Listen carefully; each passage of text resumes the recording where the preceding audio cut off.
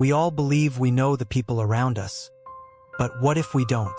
This is the story of someone who thought life was simple, predictable, until one moment exposed a truth so painful, it changed everything.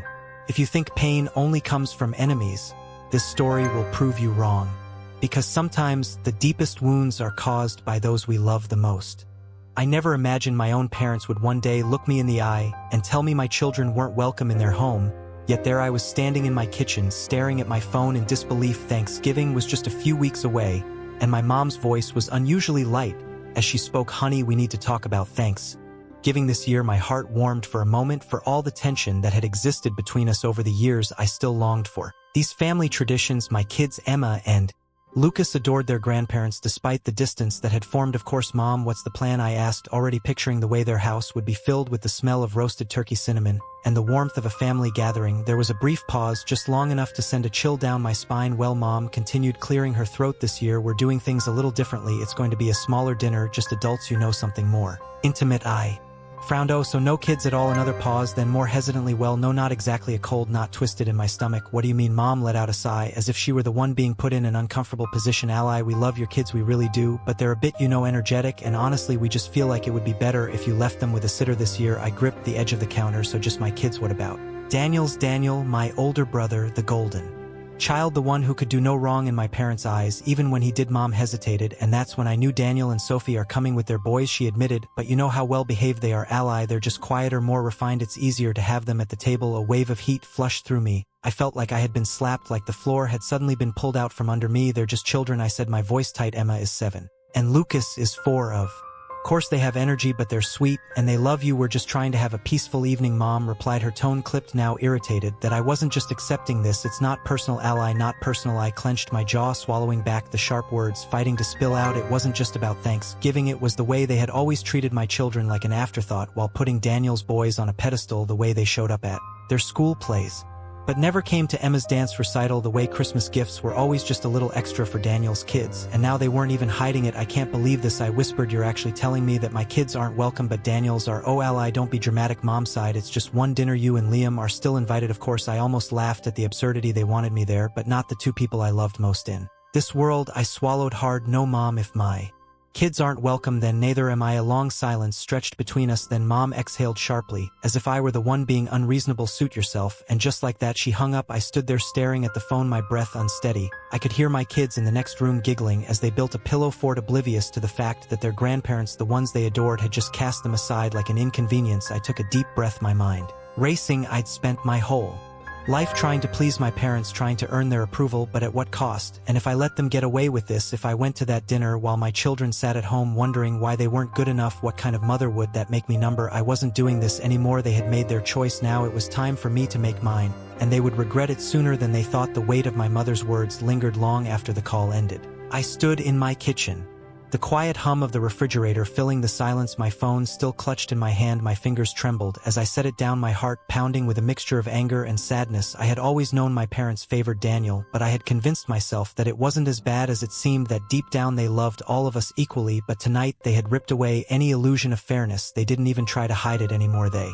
loved his children more. A sudden laugh, pure, carefree, echoed from the living room. I turned to see Emma and Lucas still playing in their pillow fort, completely unaware of the rejection that had just taken place. My chest tightened. They deserved better. I squared my shoulders and walked into the living room, forcing a smile. "All right, you two," I said, my voice steadier than I felt. "Who's ready for movie night?" Lucas immediately perked up. "Can we watch the one with the talking dog?" I scooped him up into my arms, kissing his soft curls. "Of course we can, buddy." But as we curled up on the couch, the anger inside me refused to settle. I had spent years trying to fit into my parents' world, playing by their rules, hoping that if I just did everything right, they would finally see me as equal to Daniel. But it had never been enough, and I was done trying. The next morning, I woke up to a text from my brother Daniel. "Mom said you're being difficult about Thanksgiving. Why do you always have to make everything so dramatic?" I stared at the screen, my jaw tightening. Of course she had already run to him. "Mio, so she told you she uninvited my kids, but invited yours?" The typing bubbles appeared, then stopped. A minute passed before he finally responded. "Daniel, she just wants a calm dinner." "Ally, you know how your kids can be a lot, like they were a burden, like they were something to be tolerated, not loved." Something inside me snapped, "Me, enjoy your perfect Thanksgiving, Daniel. I won't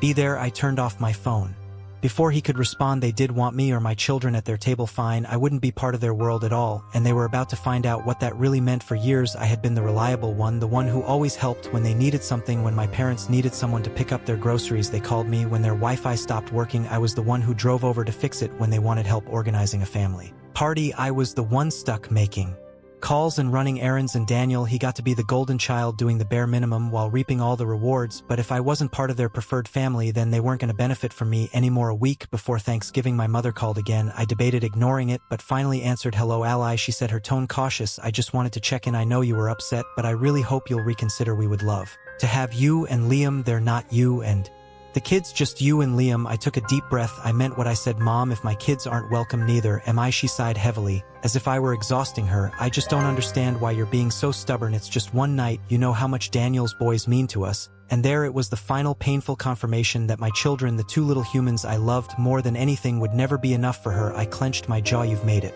clear where we stand, Mom. I won't bother you again. Ally, don't be like this. I ended the call before she could finish, and this time I didn't cry. I started small. When my dad called me that weekend to help him set up his new TV, I let the call go to voicemail. When my mom sent a text asking if I could pick up her prescription, I left it unread. For years I had been at their beck and call, always available, always reliable, but not anymore, and it didn't take long for them to notice. By the time Thanksgiving rolled around, I had missed a total of 12 calls and ignored 6 texts. Then, on the morning of Thanksgiving, I got a message from Daniel. Daniel, Mom and Dad are really upset that you're ignoring them. Are you seriously going to let this go this far? Me, it already went too far. When they told me my kids weren't welcome this time, he didn't reply. I put my phone on silent and turned my attention to my real family. Emma and Lucas were at the table helping Liam mix pancake batter. They were covered in flour, laughing hysterically. This was our Thanksgiving, and for the first time in years I felt completely at peace. But little did I know my parents weren't done yet, and their next move would be something I'd never forgive. Thanksgiving morning was peaceful in a way I hadn't experienced in years. No rushing to get the kids dressed in their best clothes, no stress over making the perfect side dish, no anxious glances at the clock to make sure we weren't late. Instead, we were in our own little world, our home filled with laughter, the smell of pancakes and maple syrup hanging in the air. Emma and Lucas took turns stirring the batter, while Liam flipped the pancakes with exaggerated skill, making them giggle every time he almost dropped one. And for the first time in a long time, I felt free. Then my phone rang. I glanced at the screen. Mom. I let it go to voicemail. A minute later it rang again, and then again. Liam shot me a concerned look. Want me to turn it off? I hesitated, then shook my head.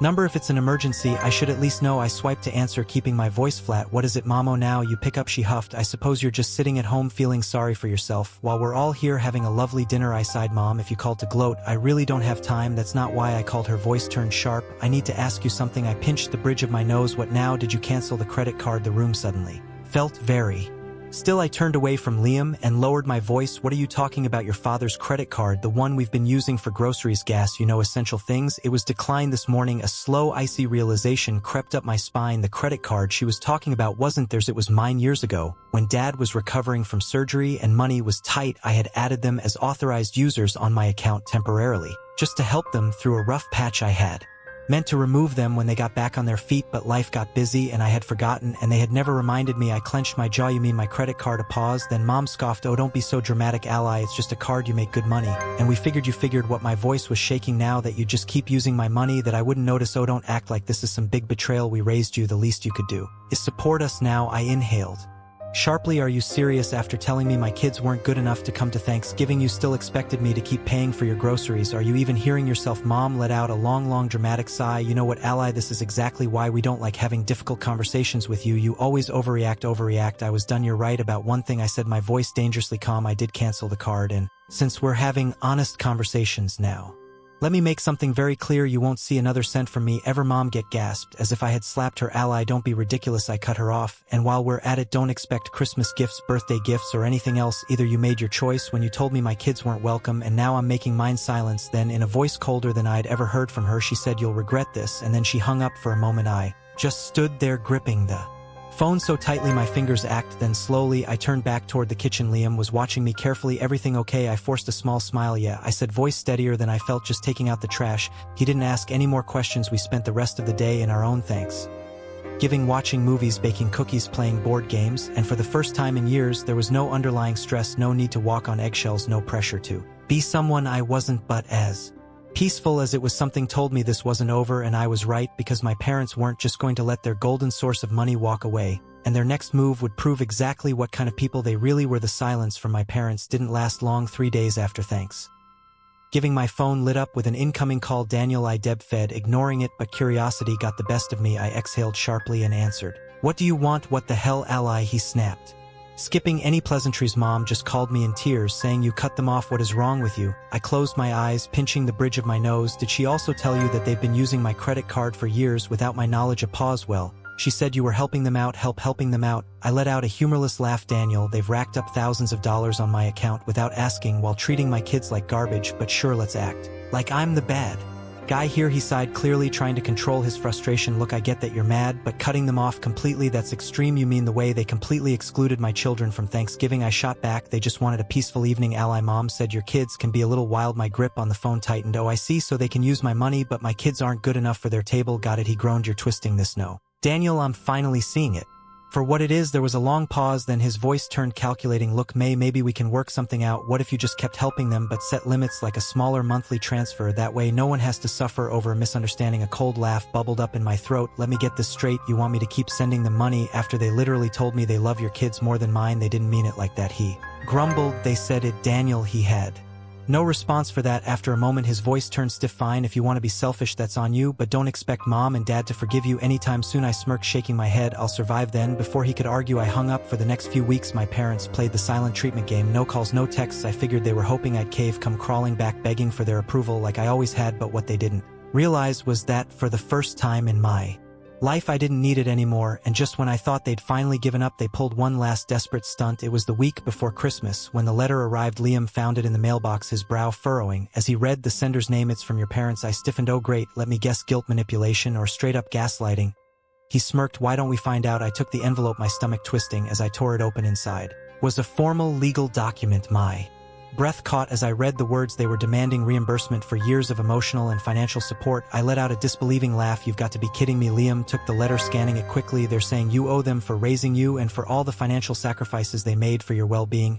He looked up, jaw tightening. Are they actually trying to bill you for your own childhood? Apparently they had even included itemized costs, things like food, clothes, school supplies, medical expenses from when I was a child, and at the bottom of the page a final sum, $785.42. I blinked. They seriously think I'm going to give them nearly 80 grand? Liam scoffed. They must be desperate. I exhaled slowly, anger burning through me. This wasn't about money, this was control, a final desperate attempt to pull me back into their grip. I looked at Liam, my mind already made up. I think it's time I pay them a little visit. The next day I drove to my parents' house, gripping the letter in my hands. I knocked, and when Mom opened the door, her face immediately hardened. Oh, so now you show up? I didn't rise to the bait. I held up the letter. You seriously thought this would work? She folded her arms. It's what's fair. I let out a sharp laugh. Fair? You want to charge me for being your child while expecting free money from me for the rest of your lives? Dad appeared in the doorway, his expression smug. We sacrificed a lot for you, ally, and now you're abandoning us. I stared at them, shaking my head. No, Dad, you abandoned me when you made it clear that my kids weren't good enough, when you lied and stole from me, when you put a price tag on my worth. Mom's lips pressed into a thin line. If you don't want to pay, then I guess we'll have to involve lawyers. I met her gaze, unfazed. Go ahead. She blinked. What? I crossed my arms. Take me to court. Try to explain to a judge why you're suing your own daughter for expenses from 20 years ago. See how that goes? Silence. For the first time they looked unsure. Dad cleared his throat. We just thought you'd want to make things right. I laughed. Oh, I am making things right now. I ripped the letter in half, watching their eyes widen. I am done being your personal ATM. Mom gasped. You ungrateful little. I turned on my heel. Merry Christmas, I called over my shoulder, striding back to my car, and for the first time in my life I felt lighter. As I drove away I realized something. They weren't upset about the money, they were upset because for the first time ever I had all the power and I wasn't giving it back. I thought that after ripping up their ridiculous demand for money, my parents would finally back off, that maybe, just maybe, they would sit in the wreckage of their own arrogance and realize that they had pushed me too far. But people like them, they don't change, they just escalate. It started small. A text from Mom 2 days before Christmas. Mom, ally, this is, and sometimes knowing the truth can destroy us more than the lies ever could. This story is a reminder that not every smiling face is a friend, and not every silence is innocent. If you want more stories that reveal the unseen truths of life, hit the subscribe button and share your thoughts below.